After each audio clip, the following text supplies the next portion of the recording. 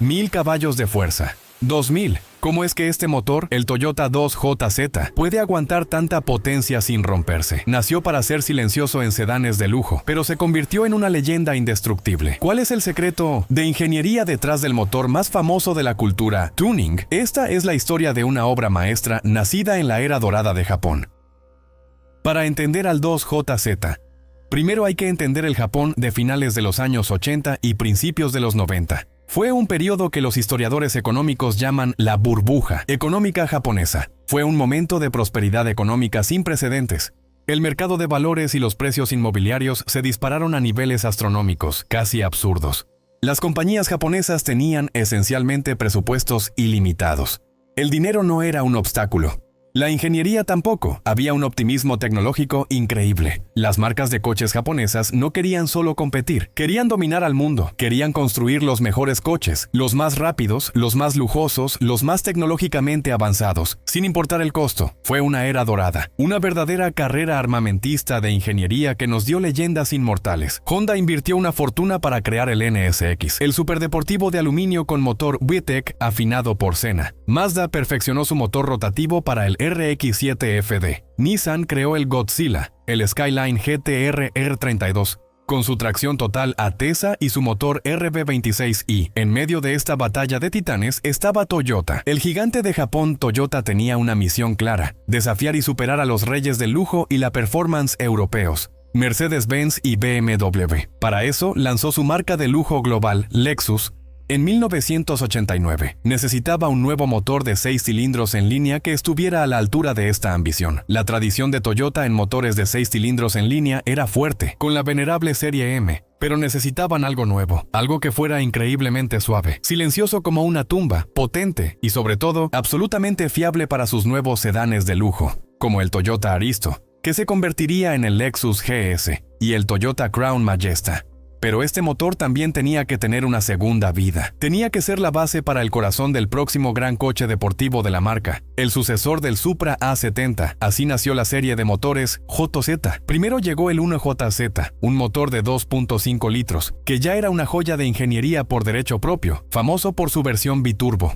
Pero Toyota quería más cilindrada, más par motor, más potencial. Y así, en 1991 nació el 2JZ. Un motor de 3.0 litros, el 2JZ fue diseñado desde el primer día no para ser barato, sino para ser perfecto. Fue diseñado en una época en la que los ingenieros de Toyota tenían un cheque en blanco para lograr la máxima durabilidad y suavidad. No lo sabían en ese momento, pero no estaban creando solo un motor de lujo. Estaban creando una leyenda de la potencia.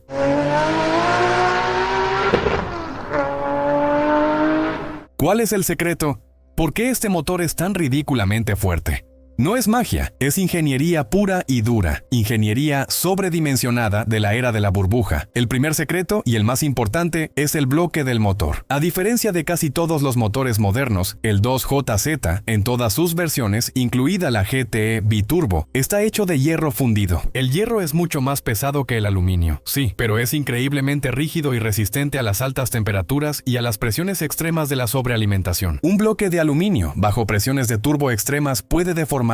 Este bloque de hierro pero no es solo el material, es el diseño. El 2JZ usa un diseño de bloque closed deck, cubierta cerrada. Esto significa que la parte superior del bloque, donde la junta de culata, empaque de culata, se asienta, es una pieza sólida de metal con orificios precisos para los cilindros y los conductos de refrigerante. Esto da un soporte estructural inmenso a las paredes de los cilindros, evitando que se deformen o bailen bajo alta presión. La mayoría de los motores modernos usan un diseño open deck, cubierta abierta, que es más barato de fabricar y refrigera mejor en teoría, pero es mucho más débil estructuralmente, como un edificio sin vigas de soporte superiores. El segundo secreto son los componentes internos. Los ingenieros de Toyota no escatimaron en gastos. El cigüeñal, la columna vertebral del motor, es de acero forjado, no fundido. Es una pieza increíblemente resistente y perfectamente equilibrada, con contrapesos masivos. Está diseñado para soportar vibraciones armónicas a altísimas revoluciones, algo que haría explotar a cigüeñales menores. Las bielas de fábrica, aunque no son forjadas, son extremadamente robustas y gruesas. Son el primer componente que los preparadores de altísimo nivel, generalmente por encima de los 800 caballos, suelen cambiar, pero para niveles de potencia moderados, 500, 600, 700 caballos,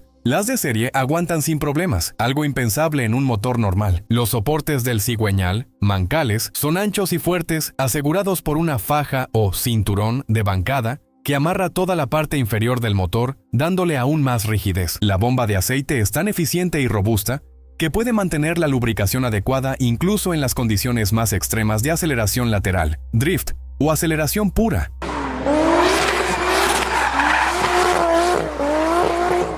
Arrancada. Finalmente, está la versión mítica, el 2JZ GTE, la versión biturbo. A diferencia de otros sistemas biturbo de la época, como el del Nissan RB26, que usaban dos turbos idénticos pequeños en paralelo, Toyota, junto con Hitachi, implementó un sistema de turbos secuenciales. ¿Qué significa esto? Significa que a bajas revoluciones, por debajo de 4000 RPM, solo un turbo, el primario, funcionaba. Todo el flujo de escape se dirigía a él, haciendo que cargara muy rápido y eliminando casi por completo el turbo lag, el retraso del turbo. El coche se sentía ágil y con respuesta inmediata, pero cuando pisabas a fondo y el motor subía de vueltas, una serie de válvulas de control complejas, un laberinto de mangueras de vacío, se abrían. El flujo de escape se redirigía para alimentar también al segundo turbo, el secundario, que entraba en acción. Ambos turbos trabajaban juntos para proporcionar la potencia máxima a altas revoluciones. Era un sistema increíblemente complejo para la época, notorio por ser difícil de diagnosticar si fallaba, pero el resultado era una entrega de potencia suave, lineal y sin el golpe brusco de los turbos grandes. Era lo mejor de ambos mundos, respuesta rápida y potencia brutal. Este bloque de hierro sobredimensionado, con internos robustos y un cabezal de flujo libre, era una fortaleza. Estaba diseñado para ser el motor más suave y fiable del mundo bajo uso normal. Pero lo que Toyota creó, sin querer, fue el lienzo perfecto para los artistas de la potencia.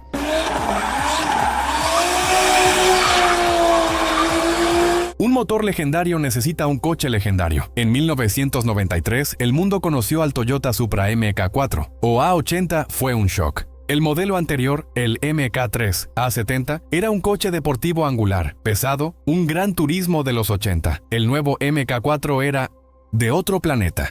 Su diseño era radicalmente diferente. Era curvo, orgánico, aerodinámico, inspirado en estudios de superdeportivos. Tenía un capó largo, una cabina compacta y una trasera inconfundible, dominada por 4 faros circulares y en las versiones turbo, un alerón trasero gigantesco que parecía sacado de un coche de carreras. El interior también era radical. El famoso salpicadero inspirado en la cabina de un avión de combate, que envolvía al conductor. Todos los controles, el tacómetro central, todo estaba orientado hacia el piloto. El Supra MK4 no era solo una cara bonita, era una máquina de performance seria. Toyota invirtió millones en aligerar el peso usando aluminio en el capó, el techo en algunas versiones, la suspensión y hasta en las fibras de la alfombra. Equipado con el 2JZ GTE, era un monstruo. En Japón, debido a un pacto de caballeros informal entre los fabricantes japoneses, la potencia anunciada se limitaba a 280 caballos, PS. Pero todos sabían que era una mentira piadosa. La versión de exportación, para Estados Unidos y Europa, con turbos de acero en lugar de cerámicos, inyectores más grandes y levas diferentes, se anunciaba oficialmente con 320 caballos de fuerza. Era increíblemente rápido para la época, 0 a 100 km/h en menos de 5 segundos. Pero su secreto mejor guardado eran sus frenos. La versión turbo venía con unos frenos masivos que, según las pruebas de las revistas de la época, podían detener al coche de 112 km/h a 0 en una distancia más corta que cualquier otro coche de producción en el mundo. Más corto que un Porsche 911 Turbo, más corto que un Ferrari F40.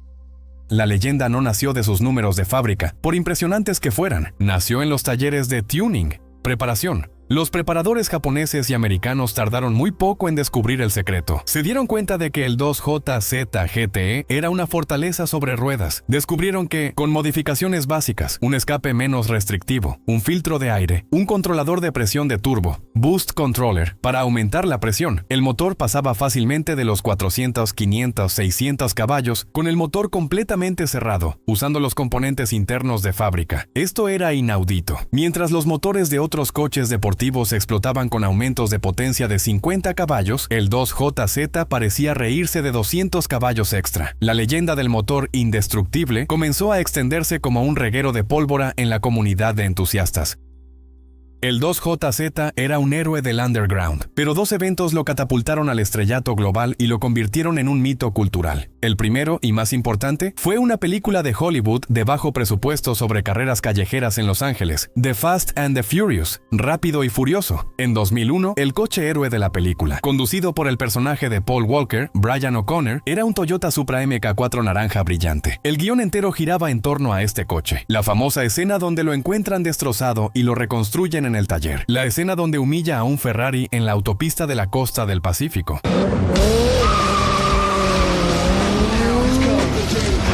Y por supuesto, la frase que definió al coche para una generación, un coche de 10 segundos. My car?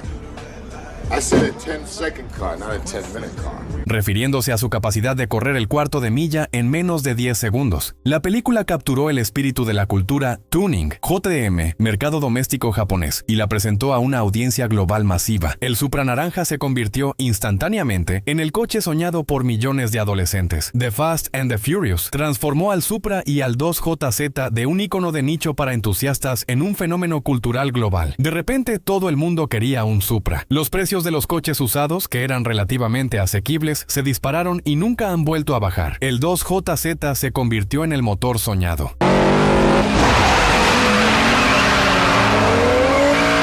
El segundo pilar de la leyenda es un hombre, Kazuhiko Smokey Nagata, el fundador de la legendaria casa de preparación japonesa Top Secret. Nagata es una leyenda por su obsesión casi demente por la velocidad máxima. En vías públicas, sus coches, casi siempre pintados en un característico color dorado, eran obras maestras de la ingeniería, y su plataforma favorita era el Supra. La historia más famosa de Smokey Nagata ocurrió en 1998, cuando llevó su Supra MK4 dorado, en realidad modificado con un motor V12, biturbo del Toyota Century, al Reino Unido. Su objetivo: romper la barrera de las 200 millas por hora, 320 km/h, en una autopista pública. En medio de la noche, en la autopista A1M, con lluvia, Nagata fue grabado alcanzando 197 mph, 317 km/h, antes de ser arrestado por la policía británica. En una de las escenas más icónicas de la cultura tuning, su audacia y su habilidad para construir motores de más de 1000 caballos le dieron un estatus de mito. Smokey Nagata y Top Secret, junto con otros preparadores legendarios como HKS, Grady y Blitz, cimentaron la reputación del Supra y del 2JZ como la plataforma definitiva para la potencia extrema. Gracias a estas leyendas, el 2JZ se convirtió en el motor de swap trasplante por excelencia. Los entusiastas comenzaron a ponerlo en todo: en Nissan Silvias, en BMWs, en Ford Mustangs, en coches de lujo. Su presencia se volvió dominante en las pistas de arrancada, drag racing, donde Supras de motor cerrado competían contra V8 americanos, y sobre todo en el mundo del drift, donde su fiabilidad y capacidad de generar potencia masiva lo convirtieron en el rey indiscutible.